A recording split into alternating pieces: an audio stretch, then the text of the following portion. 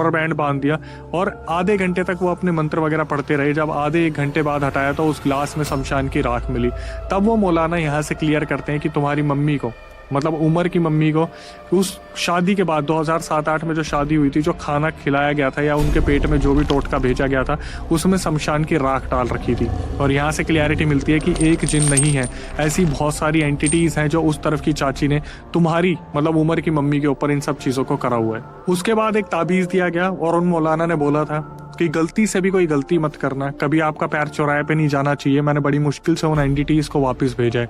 इस दौरान उमर ने बताया कि अक्षय भाई, मैं सब कुछ तो सुनता रहता ही था और ये भी पता चलता था कि मेरी जो चाची है वो मम्मी के ऊपर टोटका करने का पूरा प्रयत्न कर रही है, लेकिन मम्मी कैसे न कैसे उस ताबीज़ की वजह से बचे जा रही है। 2018 की बात है जब इन्होंने बताया कि अक्षय भाई वो गलती दोबारा हुई और मम्मी का पैर पता नहीं कहाँ पड़ गया, जिस वजह से 2018 में मेरी मम्मी दोबारा बुरी तरीके से पोजेस हो गई। 2018 में जब उनका पैर पड़ा और उनको प्रोटेक्शन आ गया, तो मतलब मेरी चाची को पता चल गया था, जो दूसरे घर की चाची थी, कि मेरी मम्मी के ऊपर से प्रोटेक्शन हट गई है। उसके बाद उन्होंने सीधा मेरी मम्मी के ऊपर मारण क्रिया कर दी। जो मारण क्रिया की थी वो इतनी ज़्यादा शक्तिशाली थी, इतनी ज़्यादा शक्तिशाली थी कि सीधा एंटिटीज़ मेरी मम्मी के शरीर में घुसने लगी। एक बार तो ऐसा हुआ जिसको सुनने के बाद आप भी घबरा जाएंगे। इनकी मम्मी रात को निकली घर से और गायब हो गई।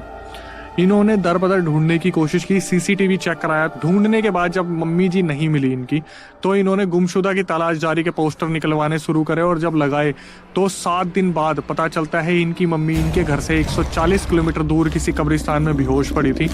वहाँ के लोगों ने पोस्टर से पहचान करी और इनकी मम्मी को जब घर लाया गया, इनके पापा ने जब पूछा कि इतने टाइम से तुम कहाँ थी, तो इनकी मम्मी को होश ही नहीं था कि वो किस कब्रिस्तान में इतनी टाइम से पड़ी थी।